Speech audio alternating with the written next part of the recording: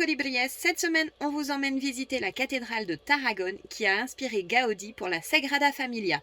D'ailleurs, si vous ne l'avez pas vue, je vous la remets ici le lien pour la visionner. Allez, c'est parti! Parce qu'ils ont décidé de sortir de la matrice, ils construisent leur antidote pour entrer dans le monde réel.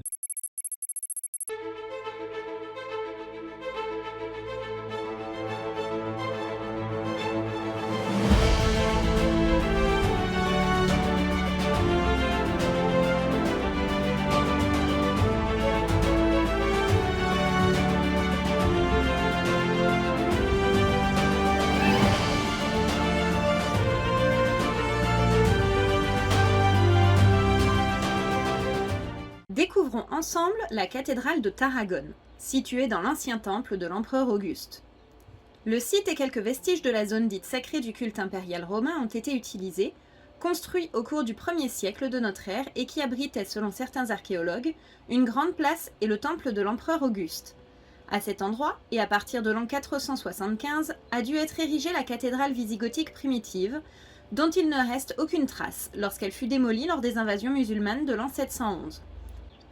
La cathédrale a été consacrée en 1331 par l'archevêque de Tarragone et patriarche d'Alexandrie, l'infant Juan de Aragón. En raison de sa grandeur et de sa solidité, elle est considérée comme la première cathédrale de Catalogne. Ses nefs latérales abritent entre les contreforts des chapelles qui témoignent de l'évolution architecturale et stylistique de la cathédrale. La façade. La façade de la cathédrale se compose de 3 portes d'accès. Au centre se détache le superbe portail gothique flanqué d'immenses étriers et d'un socle à arcade trilobé qui abrite sous des dais des images d'apôtres et de prophètes. Au centre, le meneau contre le piédestal avec des scènes de la Genèse et une image en marbre de la Vierge Mère. Elle dut être complétée par 4 pinacles et un pignon de couronnement qui ne furent jamais construits en raison des ravages causés par la peste noire en 1348. Les 2 portes latérales correspondent respectivement à la nef de l'épître et à celle de l'évangile.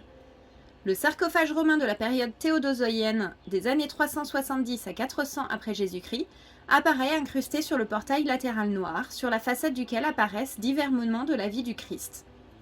La nef. La nef centrale mesure 104 mètres de long sur 16 de large et 26 de haut, atteignant 32 mètres au centre du dôme. Les nefs latérales mesurent 7,50 m de large sur 13 mètres de haut. Les allées couvrent une largeur de 7,23 m, tandis que la hauteur est de 13 mètres.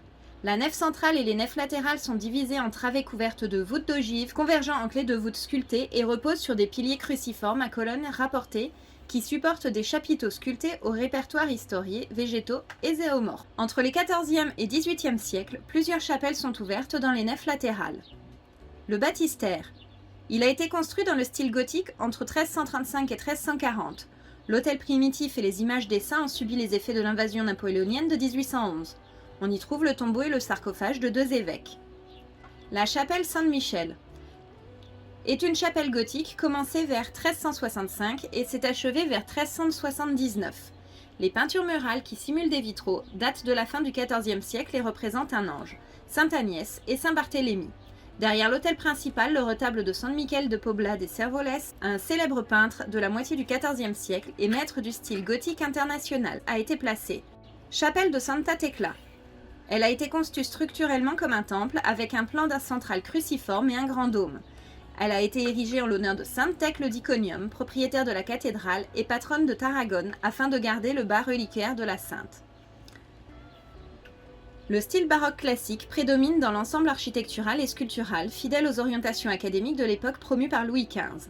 Commencé en 1760 et terminé en 1775.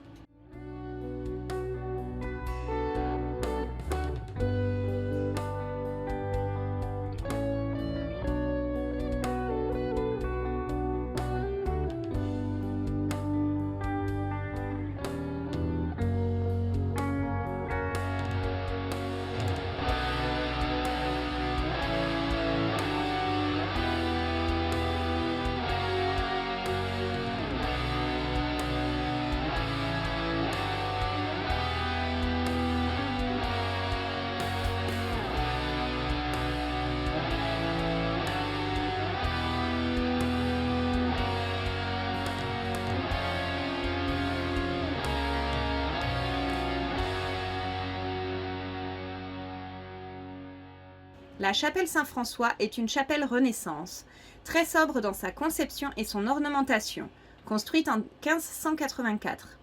Le retable est une œuvre baroque du XVIIe siècle et est dominé par une toile avec la figure de saint François d'Assise. Les parois latérales sont ornées de 2 autres immenses toiles qui représentent respectivement l'adoration des rois et le massacre des innocents commandé par Hérode. La chapelle Sainte-Hélène, autrefois dédiée à Santa Lucia, elle n'a pas de voûte et son chevet est le mur de clôture de l'ancien chœur. L'ensemble des peintures murales réalisées à la détrempe au milieu du XIVe siècle ont été découvertes en 1933. Les 2 registres centraux racontent la découverte de la vraie croix par la mère de l'empereur Constantin, cachée par le juif Judas dans la citerne. C'est une chapelle gothique du XIVe siècle située à côté de la clôture du chœur. Les peintures murales avec les images de Saint Narcisse et de Sainte Marthe, dont le culte s'est répandu à partir de 1187 lorsque le corps supposé de la sœur de Marie et de Lazare a été retrouvé, ont probablement été réalisées vers 1350. La chapelle de la Présentation. De style gothique, elle est la première à avoir été construite en démolissant le mur existant entre les contreforts de la cathédrale.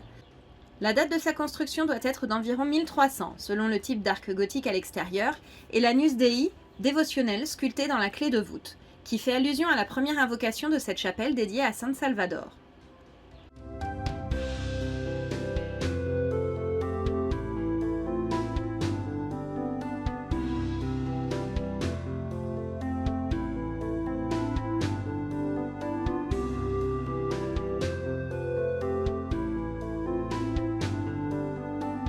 La chapelle du bras droit de la croisée. Sous la rosace du XIVe siècle, oriental du transept, se trouvent 3 chapelles construites vers l'an 1500, dédiées à Saint-Barthélemy, qui abrite un retable néogothique en bois doré du XIXe siècle, celle du gothique tardif de San Cristo de la Salud est vénérée, flanquée de sculptures de la Vierge Dolorosa et de Saint Jean l'Évangéliste. L'ensemble est de la fin du XVe siècle ou tout début du XVIe. La chapelle de gauche est dédiée à la Vierge del Rosario. Les images de la Vierge et de Saint-Dominique ont été sculptées en 1950. Ces 3 chapelles, malgré l'époque de leur construction, suivent encore la trace gothique dans sa phase flamboyante. La chapelle de l'évangéliste Saint-Luc est située dans l'abside romane latérale du XIIIe siècle.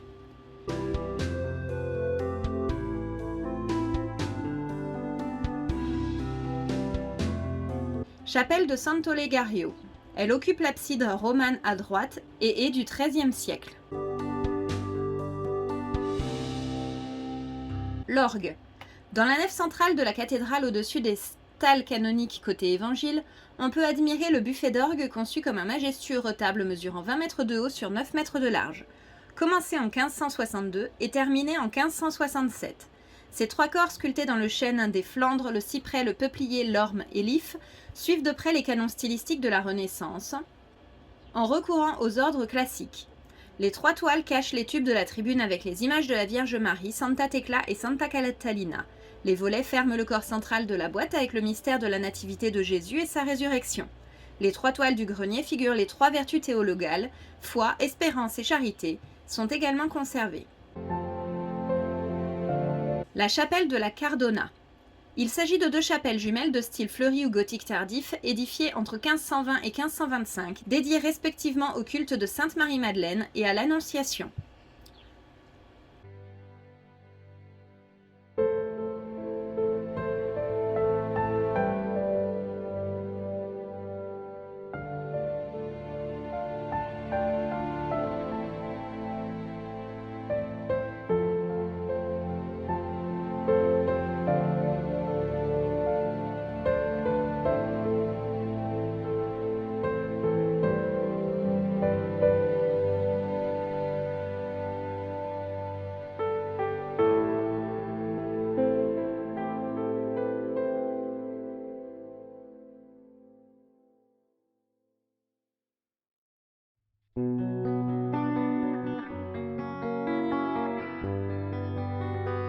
La chapelle de l'Immaculée Conception.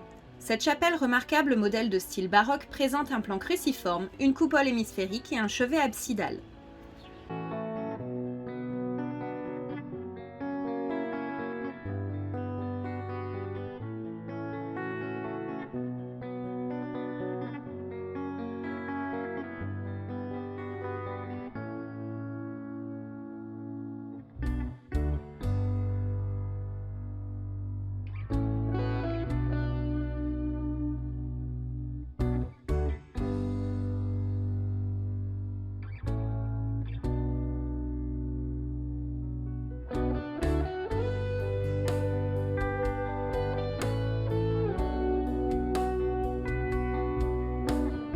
La chapelle du Saint-Sépulcre.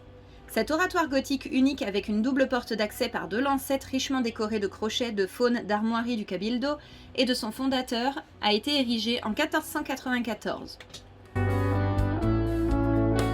La chapelle de San Fructuoso est de style Renaissance et a commencé en 1592 selon le plan de Père Blais, qu'il a structuré avec un plan d'étage rectangulaire, une voûte en berceau renforcée par des arcs transversaux, une abside semi-circulaire avec une coquille de galon et des fenêtres thermiques tripartites qui se connectent au purisme classique hérérien. Les niches abritent les images des saints. Sous sa coupole se trouve le tombeau du fondateur de cette chapelle, l'archevêque Joan Thérèse qui fut vice-roi de Catalogne entre 1602 et 1603. La crypte abrite les tombes du cardinal Francesc d'Assis Vidal i Barraquer, l'archevêque Joseph Pongigol, une pierre tombale commémorative pour son évêque auxiliaire et de 2 autres pour les prêtres diocésains martyrisés pendant la persécution religieuse de 1936 à 1939. Ils ont été proclamés bienheureux le 13 octobre 2012 à Tarragone et les reliques sont logées dans le coffre en argent.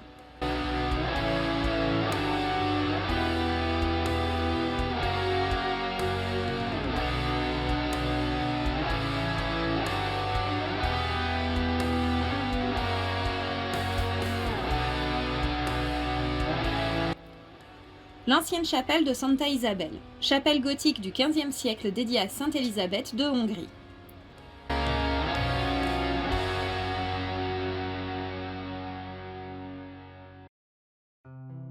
La chapelle de Saint Jean l'Évangéliste. Elle est de style Renaissance et a été construite en 1592 et jumelle de la chapelle de San Fructuoso. Les images qui y sont vénérées sont celles de Saint Jean l'Évangéliste, Sainte Julia et Sainte Eulalie de Mérida réalisées en 1616.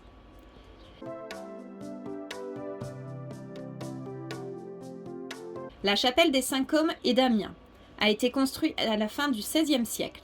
On distingue le sévère frontispice en pierre calcaire et la voûte des panneaux qui encadrent le retable baroque en bois doré qui abrite les images des saints titulaires des 2 niches jumelles. L'ensemble a été réalisé en 1712. La chapelle de Santa Barbara. Cette chapelle gothique réformée en 1362 avec une voûte étoilée et un pignon artistique couronnant l'arcature est située dans le bras ouest du transept. Il abrite le retable baroque en bois doré daté de 1765 qui encadre une peinture à l'huile avec le saint titulaire, complétée par 2 sculptures représentant saint Antoine de Padoue et saint Blaise. Saint Antoine de Padoue apparaît sur la toile sur le chignon et saint François Xavier est représenté mourant sur l'île chinoise de Changshuan sur le banc. La chapelle de Santa Maria ou des Tailleurs. C'est la plus somptueuse chapelle gothique de la cathédrale grâce à sa riche décoration architecturale, sculpturale et picturale. Elle occupe l'une des absides romanes de la cathédrale et représente un plan hexagonal, une voûte d'ogive étoilée. Un tiers de sa hauteur développe une frise d'arcature en accolade soutenue par des corbeaux à l'effigie. Au-dessus court une corniche fleurie de la chanterie joliment chantournée. Les vitraux au plomb datent de 1359. Le retable est en pierre calcaire polychrome avec des scènes évoquant la vie de la Vierge. Les vitraux simulés au mur représentent Saint Judas Thaddée, Saint Jacques le Mineur et leur mère Maria Jacobée. Ils datent de la seconde moitié du XIVe siècle.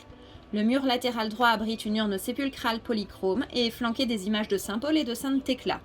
Les peintures qui figurent sur le linteau de la porte d'accès au presbytère représentent un prélat habillé en pontifical et agenouillé devant la Vierge et l'enfant Jésus. Le retable, une œuvre en albâtre sculptée entre 1426 et 1434, est un magnifique exemple de la sculpture gothique catalane.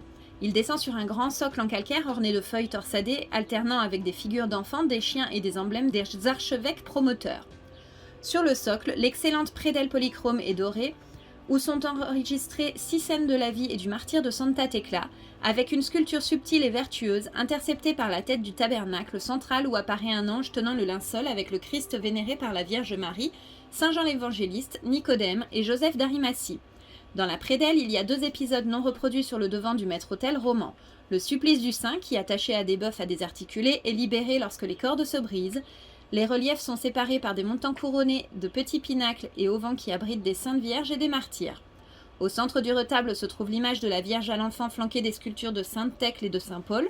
Autour, 12 reliefs qui reproduisent des scènes de l'enfance de Jésus, sa passion et sa résurrection, l'ascension, la Pentecôte et le couronnement de la Vierge. De part et d'autre du retable, faisant partie de sa structure et de son style, il y a 2 portes avec d'élégants treillages flamboyants, couronnés par 2 corbeaux où reposent respectivement les images de 2 archevêques de Tarragone. On dit que Gaudi s'inspira de ces tours pour créer les tours de la Sagrada Familia.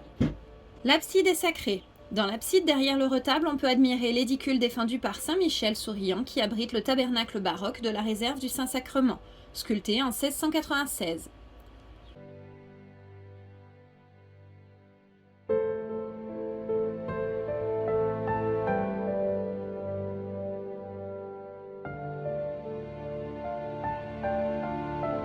Le sépulcre de Jean d'Aragon. Il s'agit d'un splendide gisant en marbre blanc catalogué comme un chef-d'œuvre de la sculpture gothique espagnole réalisé vers 1337. La figure du défunt au visage paisible, affable et serein est entourée d'une procession de saints patrons et de quelques-uns de ses proches. Au-dessus du mausolée se trouve, sous un pignon pointu, la niche à meneaux qui, jusqu'au siège de la cathédrale par les troupes napoléoniennes, gardait le reliquaire primitif du bras de Sainte Thècle. Cette niche abrite actuellement diverses reliques.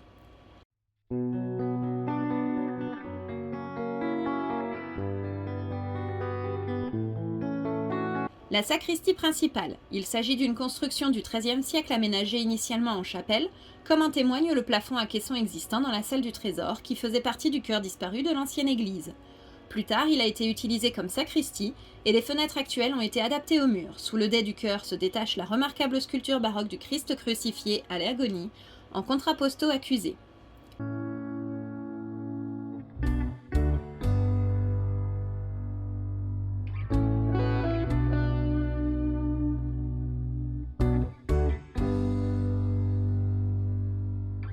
Le trésor. Un mur et son portail gothique correspondant avec un linteau en accolade devant l'arc segmentaire qui soutenait le chœur manquant font la médiation entre la sacristie et la salle du trésor. Une fois à l'intérieur, nous admirons l'excellent plafond à caisson gothique mudéjar du milieu du XIVe siècle. Son armure apparaît polychrome avec des thèmes héraldiques, géométriques et figuratifs. Divers objets de culte sont conservés dans les cabines de verre et de treillis, notamment l'argenterie liturgique. Il convient de noter la collection de calices, de masses processionnels et de bâtons épiscopaux du XVIIIe au XIXe siècle. L'urne du monument du Jeudi Saint sculptée en 1682, les litières processionnelles et l'ostensoir monumental néogothique, œuvre de Barcelone du XIXe siècle. Les pièces les plus remarquables du trésor de la cathédrale ont disparu lors de l'invasion napoléonienne de 1811.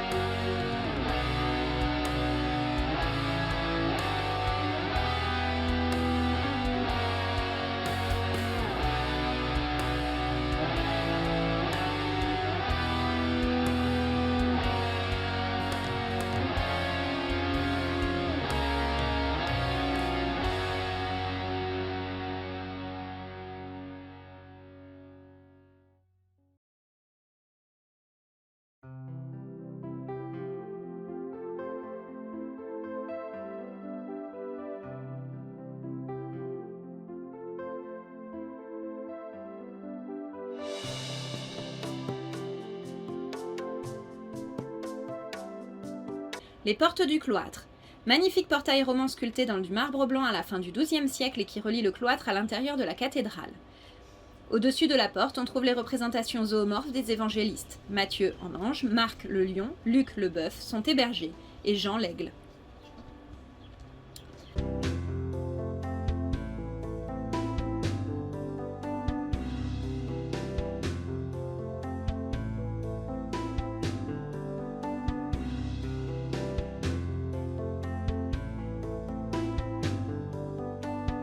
Le cloître. La construction du cloître a débuté à la fin du XIIe siècle et s'est achevée au début du XIIIe.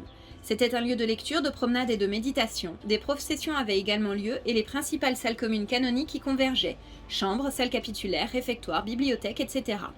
L'envers des murs des ailes nord et est coïncide avec l'angle de la façade d'un édifice romain du 1er siècle. après Jésus-Christ. Le cloître présente un plan quadrangulaire, des voûtes nervurées à moulure simple et d'intéressantes clés de voûte liées au style gothique primitif. La tradition romaine est évidente dans la décoration sculpturale. En revanche, le treillis des oculis et la frise d'arc polyobé qui, à l'extérieur, couronne le périmètre du cloître, sont d'origine islamique claire. L'ensemble entoure un espace paysager, l'Hortus Conclusus, qui, avec ses plantes et ses fontaines, évoque pour le croyant le paradis terrestre perdu.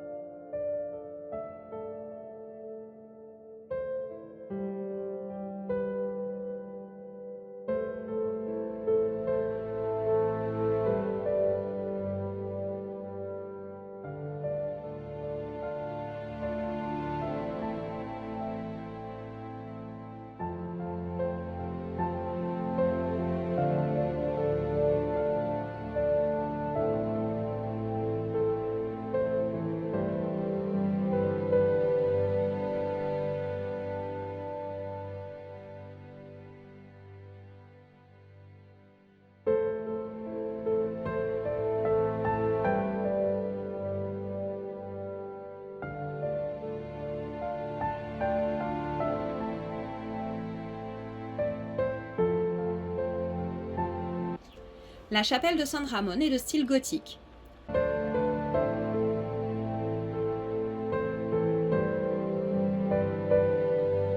La chapelle de Santa Maria Magdalena. Il a été construit en l'an 1536. Elle est de style plâtresque et possède un répertoire architectural et ornemental exubérant. Le retable est peint à l'huile avec des séquences de la vie de Sainte Marie-Madeleine et pourrait avoir été réalisé vers 1536.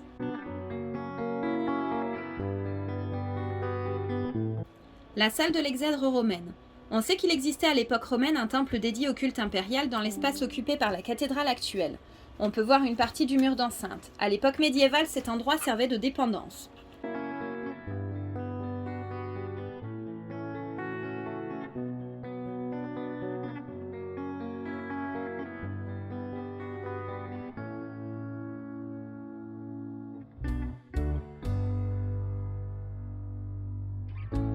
La chapelle de la Vierge du Guide est de style gothique et a été érigée vers 1300.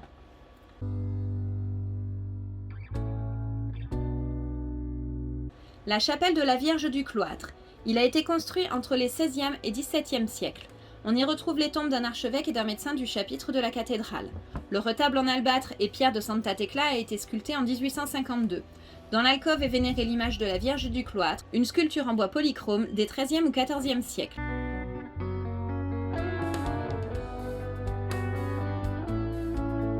La chapelle de San Salvador, c'est une construction en pierre calcaire, large et diaphane qui suit de près les traces les plus élémentaires de la Renaissance.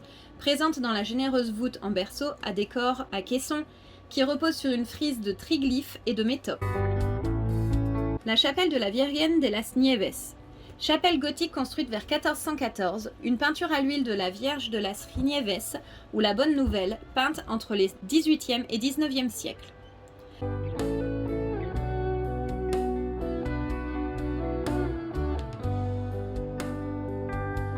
La chapelle du Saint-Sacrement. Vous êtes devant un bel exemple Renaissance auquel on accède par un portail flanqué de 2 colonnes de granit gris provenant d'une construction romaine. Pour réaliser cette chapelle du Saint-Sacrement, on a utilisé la moitié droite nord-ouest de l'ancien réfectoire canonique du XIIe siècle, construit avec une voûte en berceau brisé. Le remodelage a été réalisé entre 1582 et 1592. Il a un plan rectangulaire et possède un dôme hémisphérique et un tambour ouvert sur la voûte. Ils sont décorés de saints masculins et féminins liés au Saint-Sacrement. Le répertoire iconographique de l'en-tête reproduit des scènes de l'Ancien et du Nouveau Testament, faisant allusion à la Pâque juive et chrétienne, encadrées de jaspe de Tortosa. En ce qui concerne des hauts-reliefs représentant l'ange exterminateur des non-élites dont les portes n'étaient pas marquées du sang de l'agneau, l'immolation de l'agneau pascal et le Christ à la scène consacrant le vin. La manne envoyée par Dieu aux Israélites lors de leur voyage à travers le désert, la procession avec l'arche d'alliance et la fraction du pain lors de la rencontre du Christ avec les disciples d'Emmaüs. Au centre, on trouve le tombeau du fondateur de la chapelle, l'archevêque Anthony Augusti, sculpté dans du marbre d'albâtre.